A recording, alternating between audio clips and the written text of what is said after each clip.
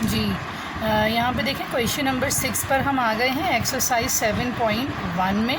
और question number 6 में भी हमें 4 सेट ऑफ पॉइंट्स गिवन हैं और हमें ये प्रूफ करना है, शो दैट का क्वेश्चन है, यानी प्रूफ करना है कि ये they are vertices of a rectangle के वर्टिसेस हैं ये, ठीक है। और फर्दर हम ये भी प्रूफ करेंगे कि its diagonals are also equal in length. सबसे पहले देखेंगे रेक्टेंगल एक 2 dimensional geometrical figure close quadrilateral है जिसके अंदर के हमारे पास 4 वर्टिसेस होते हैं और इसकी प्रॉपर्टी ये है कि इसके ऑपोजिट साइड्स जो हैं ये बराबर होती हैं। फर्दर जो डायगनल्स कह रहे हैं, डायगनल्स इन वाली लाइंस को कहते हैं जो ऑपोजिट कॉर्नर्स को ज्वाइन कर रही है। तो एक क्वाड्रिलेटरल के अंदर 2 डायगनल्स ड्रॉ हो सकते हैं। तो यहाँ पे the 2 diagonals are AC and BD, ठीक है। तो इसका मतलब हमें यहाँ पर सबसे पहले रेक्टेंगल अगर प्रूफ करना है तो हम यहाँ पर 4 डिस्टेंस कैलकुलेट करेंगे, AB, BC, CD and AD, जिसमें से कि AB और CD इक्वल आने चाहिए। तो सबसे पहले हम AB कैलकुलेट करेंगे by using distance formula. A हमारा x1 y1 होगा और B हमारा x2 y2। तो 7 - 1 whole square and 2 - 2 whole square. 7 - 1 is 6, 2 - 2 is 0, 6 square is 36, 0 square is 0, under root of 36 is 6 units। और अब हम CD कैलकुलेट कर लेते हैं इसके साथ ही यहाँ पर। तो CD इसलिए क्योंकि AB और CD इक्वल आएंगे, तो इसलिए अब मैं AB और CD साथ कैलकुलेट कर रही हूँ। CD में C x1 y1 होगा और D जो है वो x2 y2 बनेगा। तो 1 - 7 होल स्क्वायर, 8 - 8 होल स्क्वायर, और ये हो जाएगा -6 होल स्क्वायर एंड 8 - 8 इज़ 0।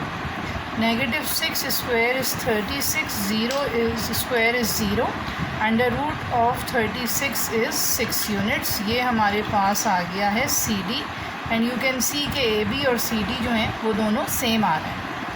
अब हम आएंगे BC और AD पे, ये भी सेम आने चाहिए दोनों। तो BC में B हमारा x1 y1 और C हमारा x2 y2। तो ये हो जाएगा 7 - 7 होल स्क्वायर, 8 - 2 होल स्क्वायर।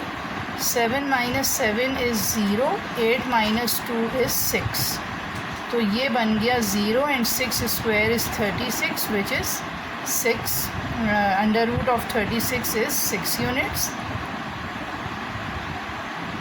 और ये हमारा कैलकुलेट हो गया BC।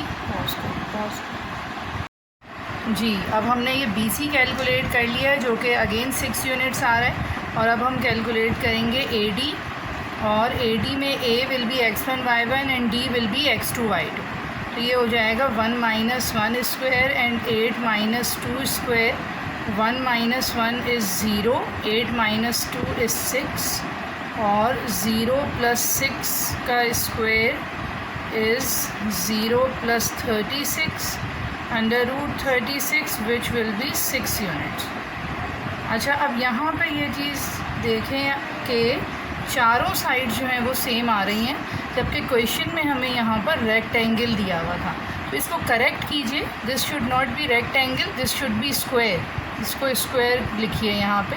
ये क्वेश्चन में रॉन्ग दिया हुआ है क्योंकि चारों साइड जो हैं वो इक्वल आ रही हैं। जब चारों साइड्स इक्वल आ रही हैं तो ये रेक्टेंगल नहीं होगा, फिर ये स्क्वायर होना चाहिए। मैंने इसको डबल चेक किया है, क्वेश्चन की वैल्यूज़ भी ठीक हैं, क्वेश्चन भी यही दिया हुआ है, लेकिन ये it should be square, it should not be rectangle, क्योंकि रेक्टेंगल में 2 ऑपोजिट साइड्स बराबर आती हैं, चारों साइड्स बराबर नहीं आती। अच्छा, अब हम दूसरा जो इसका पार्ट है ये हम बिल्कुल मालूम कर देंगे। डायगनल्स को इक्वल प्रूफ करने, स्क्वायर के भी डायगनल्स इक्वल होते हैं लेंथ में। तो हम यहाँ पर AC कैलकुलेट करेंगे, डायगनल्स की हेडिंग डाल देते हैं, ठीक है।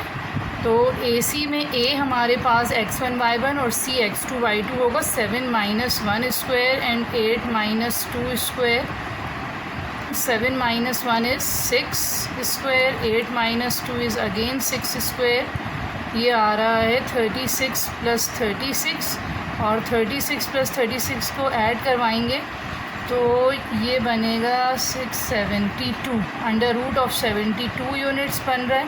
इसको आप चाहें फैक्टराइज भी कर सकते हैं फर्दर, मैं इसको ऐसे ही रख रही हूँ। अच्छा, फिर हम कैलकुलेट करेंगे हमारा दूसरा डायगोनल जो कि है BD,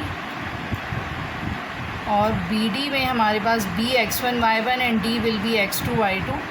तो ये बन जाएगा 1 - 7 square and 8 - 2 square. This will be -6 square and 8 - 2 is 6 square. -6 का स्क्वायर 36 होगा, 6 का स्क्वायर भी 36 होगा, और ये ऐड होके बनेंगे √72 यूनिट्स। यू कैन सी कि दोनों डायगोनल्स जो हैं वो इक्वल आ रहे हैं, जो हमारे पास स्क्वायर की भी यही सेम प्रॉपर्टी होती है। ठीक है, यहाँ लिखें कि therefore the points are vertices of a square with equal diagonals उसके बिल्कुल इक्वल हैं, लेकिन यहाँ क्वेश्चन में हमें रेक्टेंगल दिया हुआ था जिसको हमने करेक्ट किया है कि इट शुड बी स्क्वायर, क्योंकि चारों साइड्स हमारी बराबर आई हैं।